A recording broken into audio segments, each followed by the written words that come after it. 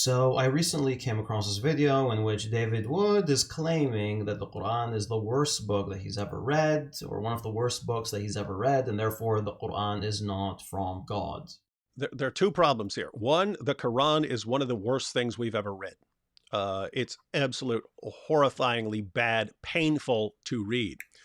So Stop. to say that that is so wonderful, it can only come from God, is an insult to God. Of course, David Wood is affected by his bias, being a career Islamophobe and all, and that has gotten in the way of him judging the Quran fairly. So simply by making a statement like that, David Wood has disqualified himself from being an objective critic of the Quran. In any case, I'm going to play a clip for you in which David Wood presents his astute critique of Surat al-Kafiroon. By the way, he picks this chapter because he thinks it's the easiest chapter to deal with, and the easiest and simplest chapter, one that shows absolutely no eloquence. Let's get to it. Fire intro. Since the Quran in Surah 2 challenges unbelievers to recite, to come up with something as good as a chapter of the Quran. Check out an entire chapter of the Quran. In the name of Allah, most gracious, most merciful, say, O ye that reject faith, I worship not that which ye worship, nor will ye worship that which I worship, and I will not worship that which ye have been wont to worship, nor will ye worship that which I worship. To you be your way, and to me mine.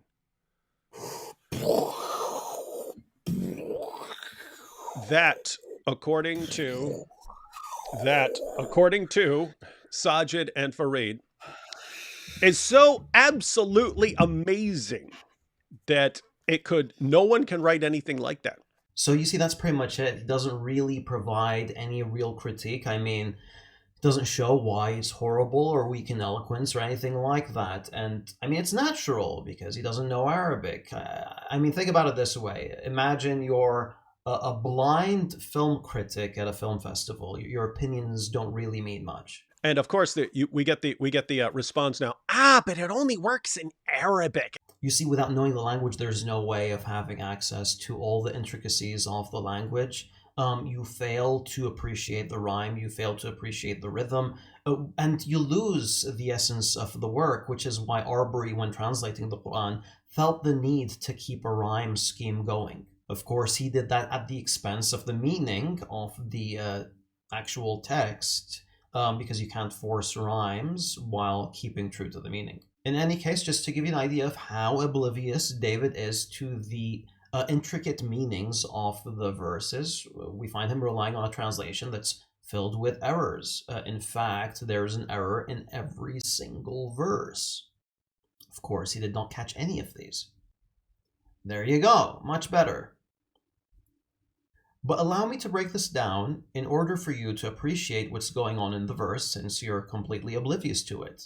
Qul, say, an order to the Prophet, peace be upon him, the shortest and most direct way of giving an order to get a message across. If the verse said udhkur, or kellim, or balligh, which are synonyms to qul, the same would not occur, since it would have to be linked to other words. It's kind of like saying tell.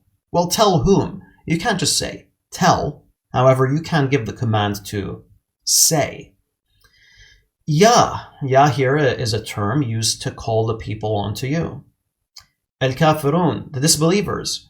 We have God referring to those that believe in him as disbelievers, negating their claim to faith. He labels them as Kafiroon, not kafara or any other synonym, for the purpose of the upcoming rhyme in the verse. The translation provided by David says, say, O ye that reject faith. This is not an accurate translation. In fact, al-Mutarrazi, a 6th century expert in the field of eloquence, says directly that al-Ism al-Mawsul was avoided in the verse. In other words, the word that isn't mentioned. So it doesn't say, O ye that reject faith, but rather it says, say, O ye disbelievers. That would be a closer translation.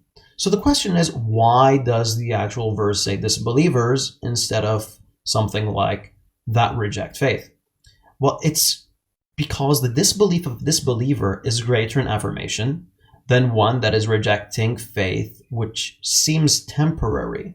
For example, there's a difference between one who steals and a thief. Someone that stole once or someone that stole at one point in their life isn't the same as someone who practices it regularly to the extent that they're referred to as a thief.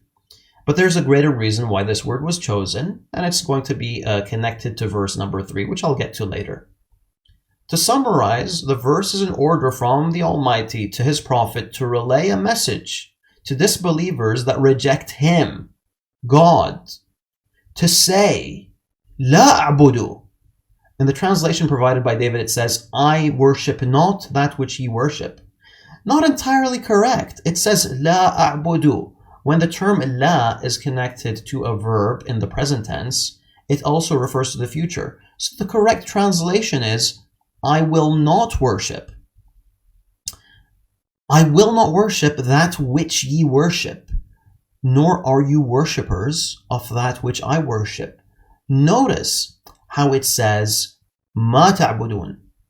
That which ye worship, the term ma here is often used to encompass all of which you worship without specifying which idol or which idols in order to encompass all of their false deities. So if they, for example, ask the Prophet, peace be upon him, to worship Hubal, for example, then the verse wouldn't only be referring to Hubal, but it would be referring to Allah, to Al-Uzza, other idols, the angels, etc., anything they worship. Then we have, nor are you worshippers of that which I worship. وَلَا أَنْتُمْ عَابِدُونَ مَا أَعْبُدُ. Here, the verse refers to them as abidun, negating that they are worshippers of what He worships, despite being believers in Allah. However, their polytheism has nullified their worship of Him. Also, it negated them as worshippers of Allah as a noun and not as a verb, in the same way that it referred to them as disbelievers early on in verse number 1, instead of those that simply commit disbelief. The verse ends again with a ma a'bud, and you are not worshippers of what I worship. Ma a'bud using the same ma, which is usually used as what or which, same as the previous verse, in order to mirror it. But now it means who or men in Arabic. The usage, of course, is a correct one linguistically. To summarize, the Almighty is telling His Prophet to tell the pagans that His Prophet will not worship their idols and that they will not worship Him. Allah subhanahu wa ta'ala isn't talking to them directly, but He is telling His messenger to tell them. Otherwise, it would have said, O disbelievers, my Prophet worships me, and you are not worshipping me. Now compare it to this. Say, O ye disbelievers, I will not worship that which you worship, nor are you worshippers of that which I worship. Remember, all these additional meanings are due to the inclusion of a single word that consists of 2 letters. Qul. Carrying on in the next verse, we find a similar meaning at the start. Instead of I will not worship, it says وَلَا أَنَا عَابِدٌ, meaning, nor am I a worshipper of that which you worshipped. While it seems similar and both speak of the Prophet, peace be upon him's rejection of the false deities, verse 2 speaks of his action, while verse 4 speaks of him, the person. Notice how he is referring to their actions in the past tense, then affirming that the Prophet, peace be upon him, is not a worshipper of what they worshipped in the past. So now we have everything covered, past, present, and future. The next verse seems identical to verse 3, but it looks like there is a repetition occurring, but this is not the case, for verse 3 is connected to the previous verse that speaks of the future, while verse 5 is connected to verse 4, which speaks about the past. Verse 5 says, and you are not worshippers of what I worship, but is referring to what he worshipped in the past, for this is connected to what they worshipped previously. However, the term worship is used to complete the repetition of verse 3 while also being clearer since it removes any ambiguity that could suggest that he worshipped something else in the past. So in reality, while both verses have the exact same words, verse 3 is about the future, while verse 5 is about the past. So let's summarize. Allah the Almighty is telling the Prophet, peace be upon him, to tell them that he was never a worshipper of those that they worshipped in the past. He will never worship their idols in the future, for he is worshipping Allah subhanahu wa ta'ala alone. Even back in the past, before Islam, he was not a worshipper of their idols. So how could he start now after becoming a messenger of the Almighty? As for the end of the chapter, Allah subhanahu wa ta'ala orders the Prophet, peace be upon him, to summarize the previous verses by saying to them, to you is your religion, to me is my religion.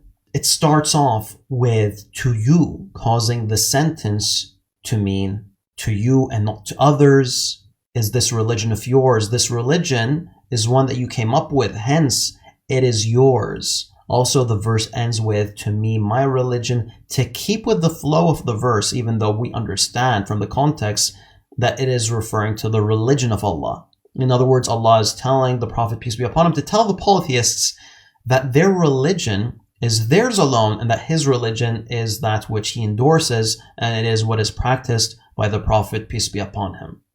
And there are more intricate things here, but I'll stick with this for now. Look at how much is going on here. These two guys, they came and thinking that there's nothing going on. It's just a bunch of repeated ramblings and words with no depth, when in reality, everything is covered from past to present to future, intricate wordplay throughout, and all in just a few verses. But by the way, since we're doing this and since we're starting a conversation, what I would like you to do, in the same way that I've demonstrated the eloquence of Surat al-Kafiroon, I'd like you to demonstrate how the heck the second epistle of John is seen as inspired text. Waiting for a response, put something up, answer the question, deal with the argument. Catch you guys later. Assalamu alaikum wa rahmatullahi wa barakatuh.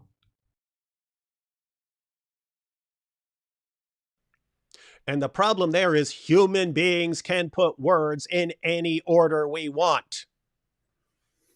And if we were to put them in some kind of order, it would probably be significantly better than the nonsense we just read.